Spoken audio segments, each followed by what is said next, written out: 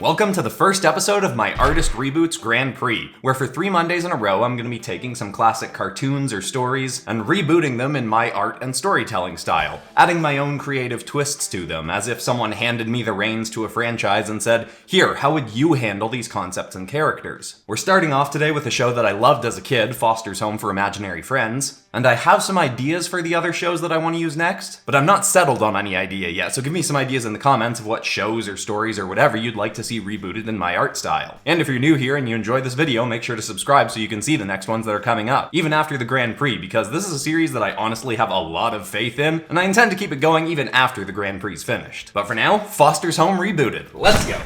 Hit like if you want, subscribe if you feel like, but either way, enjoy the show. Children naturally have very active imaginations, unsuppressed by the world yet having convinced them to be more grown up and realistic. But not all kids have an imagination so powerful as to create their imaginary friends into physical manifestation. Those who are able to do this are incredibly lucky, as they get to spend much of their childhood playing alongside a wonderful and bizarre being or creature who they can be their full selves around unapologetically. Unfortunately, with these imaginary friends being direct reflections of part of their creator's own subconscious, as they reach puberty and their personalities begin to go through more rapid changes, this has been known to cause their friends to go through changes as well, becoming often a lot creepier looking, along with sometimes becoming more manic or even violent and dangerous.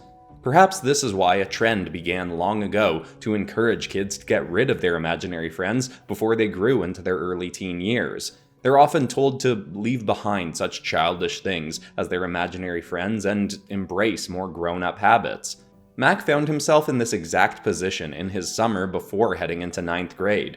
For as long as he could remember, his best friend had been Bloo, his own imaginary friend who often looked like a simple blue child's rendering of a ghost.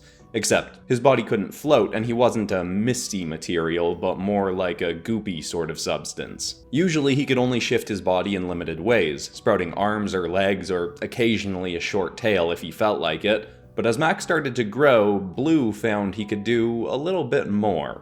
One day, Mac and Bloo had been playing outside with some of Mac's old action figures when his older brother, Terrence, came outside and started taunting him for still playing with dolls. Mac just tried to ignore him at first, but eventually, Terrence took some of the toys and kept them away from Mac. Eventually, he even snapped the limbs off of Mac's favorite one. Furious, Mac stood up for himself, more than he usually would, and punched his brother square in the stomach. Terrence wheezed from the surprisingly hard hit, but then fought back that much harder. He grabbed Mac and pinned him to the ground, holding his arm behind him and shoving his face into the dirt, telling him to apologize and say that toys are stupid, telling him that everyone in high school is gonna think he's a loser if he still plays with them when he gets there. Mac refused to say anything and Terrence kept twisting his arm harder and harder, and Mac screamed that Terrence was gonna break it.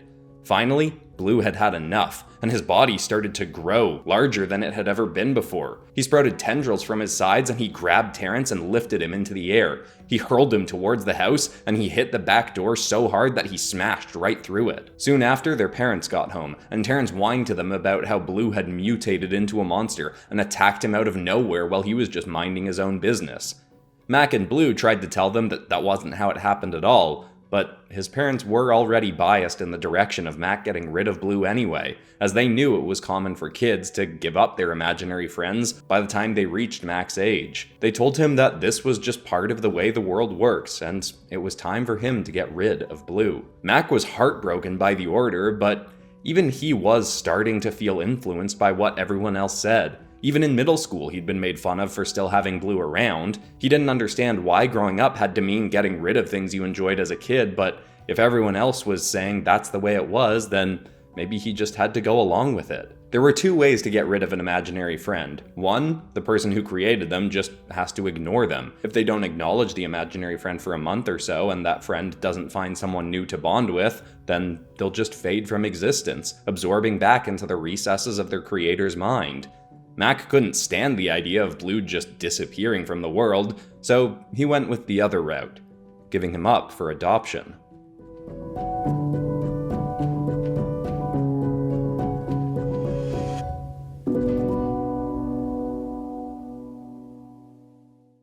In Mac's hometown, there was a place that had been made by a woman named Madame Martha Foster. She believed that imaginary friends didn't need to be erased from existence, but instead could live on to be taken in by another child, one who may not have had enough imagination to create one of their own. She was met with skepticism and anger for quite some time after making her home, as many of the imaginary friends she took in were just past the brink of having mutated into more violent and dangerous forms. But she believed even this was just a natural part of the life cycle of an imaginary friend, and they still deserved the love of a good kid at this stage. Plus, the home had tactics for handling and calming imaginary friends who got too out of hand. Reluctantly, Mac brought Bloo to the home a week before high school started and was quickly met by the most beautiful girl he'd ever seen. Her name was Frankie Foster, daughter of the creator of the home, and she was just headed into her last year at the same school Mac was about to enter. She had a tendency to act like she was too cool for this place, but still loved it and intended to work at Foster's after she was finished school. Mac stumbled through his words trying to tell her that he didn't want to give up Bloo, but that his parents were making him. She told him that he was in luck, that the home had a secret deal with kids in Mac's position. Madame Foster had never wanted to let her imaginary friend go either, so anytime a kid was forced into giving up their friend, the home would let them stay here and guarantee they would not be put up for adoption so long as their original creator came back a minimum of once a week to play with their old friend. Both Mac and Bloo were ecstatic to hear this. It seemed like the perfect setup, and Mac intended to just come back every single day after school to hang out with Bloo and the other incredible imaginary friends they found here. Though it wouldn't exactly pan out that way at first. Frankie had to attend to some other business, so Mac and Bloo would spend the rest of the day getting toured around by an imaginary friend named Wilt, a red, lanky, basketball-loving friend who'd originally been created by none other than Michael Jordan. The now-retired basketball star had given Wilt up for adoption at age 12. Maybe if he'd kept him around a little longer to practice basketball with him, he wouldn't have been cut from his high school basketball team. But as we all know, his career turned out pretty great all the same. Wilt's room in the house actually had a spare bed, so Bloo would be rooming with him, as well as two other new friends, a big purple bison-like friend named Eduardo, who's a bit of a fraidy cat, and a bizarre blend of a palm tree, ostrich, and airplane named Coco, who could seemingly create anything in the eggs she laid. By the end of the day, both Mac and Bloo were feeling great about the setup. Mac would come by as promised every day for the next week, but did miss a couple of days once school started. Then would miss more, and soon he was really just coming the once a week that he needed to. He was making new friends at school and did want to spend more time with them, but beyond that he found so many of the other students and teachers talked like growing up meant leaving so much of your childhood behind. Even just in the 9th grade, people were telling him that the time he spent on old childish pursuits should be focused on planning what career he wanted to have, all while telling him to pick a realistic one, which often translated to a boring one in Mac's eyes. Mac still didn't understand why everyone his age seemed so desperate to leave parts of themselves behind, but spending so much time around people that felt that way made him feel like that was just the way the world is. So he spent less and less time with Bloo. His old friend was starting to think that maybe Mac really was just going to leave him behind.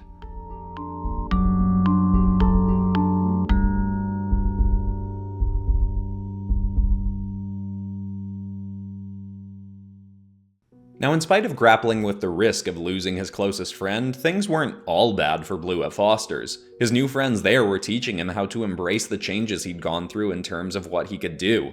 Some of them had been given up for adoption at the same time that their creators had started going through puberty too, so they'd experienced upgrades to their abilities and forms as well.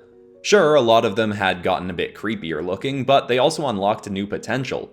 Some people claimed that so long as a kid kept their imaginary friend and maintained their sense of imagination, their friend's abilities could just become more abundant, like they were leveling up as their creator grew older. The only reason it was so rare for imaginary friends to reach their highest potential was because of the awkward stage of creepiness they all went through in their creators' early teen years, which often forced them to give up or get rid of their imaginary friends before they could move through that awkward stage.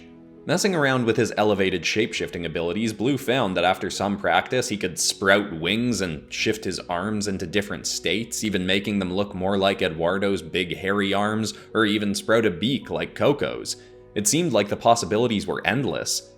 Unfortunately, they wouldn't progress any farther if Mac stopped coming around and fueling Bloo's growth with his own expanding imagination. Frankie started to notice after a couple months that Mac was coming by less and less, so one day she found him at school and asked him what was up. He told her that he was just trying to be more grown up like everybody seemed to want him to do, and as much as he hated it, that meant spending less time with Bloo. But Frankie's response to that was just an eye roll and a wry smile. She told him to come by Foster's after school that day, but to come up to the main office. She wanted him to talk to someone. He was secretly hoping he was just going to get to talk to her more one-on-one, but when he did as instructed, he found in the main office was an older woman. He never would have guessed it at first, but this was Madame Foster, the creator of the home. She was clearly older than his parents, but he couldn't understand how she didn't look far older still. The home had been around for over 60 years, and she must have created it when she was an adult. Yet this woman, who was likely over 80 years old, had a spring in her step like a fit 20-year-old.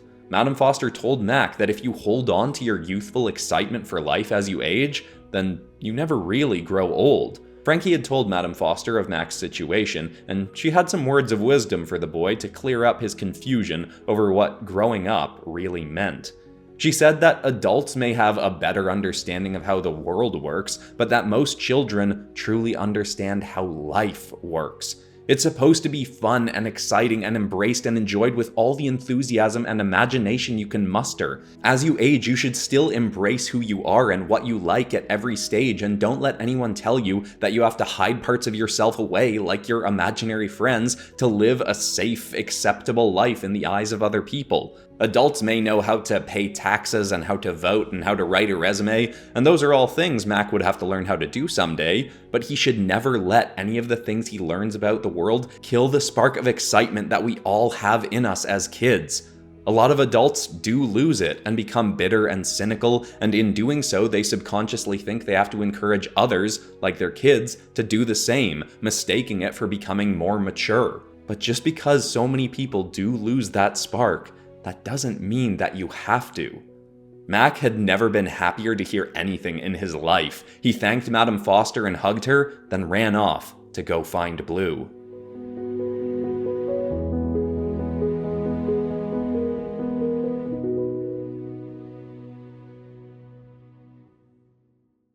Mac quickly found Bloo and apologized for growing distant. He told him that he did have friends at school that he wanted to keep getting to know, but that he promised to come by more often, and that he was not going to abandon Bloo.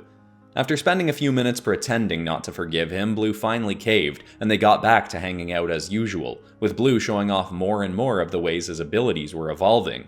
Madame Foster's words would be etched permanently into Mac's mind. Some people at school would consider him to be a weirdo for so willingly and openly embracing childlike habits, like playing with toys or spending time around imaginary friends, but by doing so, people like him, who wanted to keep their sense of youthful excitement for life alive, were able to find him, drawn in by his unapologetic enthusiasm. He started bringing his new friends, Craig and Lauren, to hang out at the home after school, and these friends started becoming close with Bloo's roommates. They'd keep coming back all throughout high school, and because they'd spend so much time with Eduardo, Coco, and Wilt, their connection meant that these imaginary friends started evolving further again, fueled by the imaginations of Mac's friends. They would all go through a phase of looking creepy and a bit awkward at times, and anytime they tried to take the friends out in public, they'd be met with fear and disapproval, but the group just did their best to smile through it with each other's support. And as the kids reached their late teens, the imaginary friends they were bonded with grew out of their awkward phase and became more evolved and friendly looking once again. There would always be people that would tell this group to grow up and act their age, not realizing that this was just deep-seated resentment for the fact that they'd allowed the world to teach them to be cynical and abandon what brought them joy. Mac and his friends just got better and better at ignoring this, and their time spent letting their creative, imaginative inner selves flourish meant they grew up not needing the approval of others, and going after careers that they knew would make them genuinely happy and feel as alive as adults as they had as kids. Mac would even have a huge influence on someone he thought was past saving. Mac's brother, Terrence, who went off to university despite not wanting to but thinking that was just what you were supposed to do, would eventually come around to see that his dorky little brother seemed to be living a way better life than anyone else he knew, in spite of so many people thinking he was a weirdo. When he'd come home from breaks from school, he'd gradually start trying to be nicer to his little brother. Eventually, Mac even invited him to come hang out at Foster's and get to see that all the people who spent time there, allowing themselves to be dorky and weird, were happier than almost anyone else he knew. He even found that there was a super aggro group of friends at the home that had to be kept in a separate part of the grounds for their violent nature, called the Extremosaurs, that Terrence was very drawn to. They got their kicks by fighting each other and loved a good competition. Terrence would even notice how afraid of these big, freaky friends Eduardo was, and would encourage him to come around more often to see that, even though they were big and tough, they were nothing to be scared of. Without even realizing he was doing something nice, Terrence would help Eduardo move past part of his fearful nature. On top of all that, though, Terrence ended up spending so much time watching their brawls with each other that he got the idea to start an imaginary friends wrestling league, as he was sure there were other friends out there who would want in on something like this, and plenty of people who would enjoy watching it. Despite his parents thinking he was being irresponsible and outright nuts, Terrence dropped out of school and got a part-time job while spending all his free time building up this league on the side and trying to get sponsors for it. It started with just some small events in his hometown, but as more and more people heard about it and thought it sounded awesome, it expanded and grew until it became a full-blown national sport, being televised across the country. Terrence found that, while there were many challenges in building this career, he woke up every day excited, something he hadn't experienced for years until he started paying attention to how his dorky little brother had actually been living life right all along. Despite being at each other's throats constantly as kids, the brothers would become close friends as adults, as they now both live their lives helping the world see the good that can come from embracing your inner passions and true self and keeping your youthful spark alive no matter what age you reach.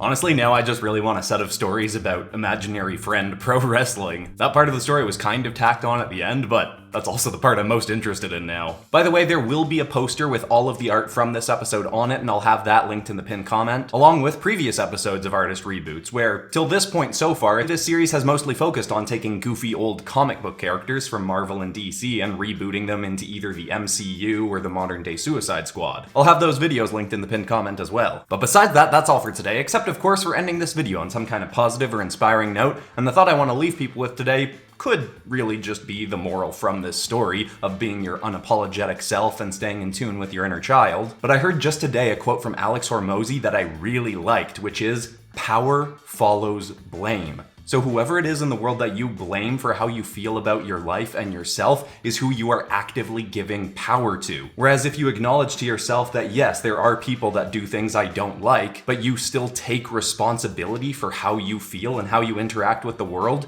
you are then actively giving yourself the power to make whatever changes it is you need to make. I hope that's inspiring. I love you all, and I'll see you all in the next episode on Friday. Goodbye.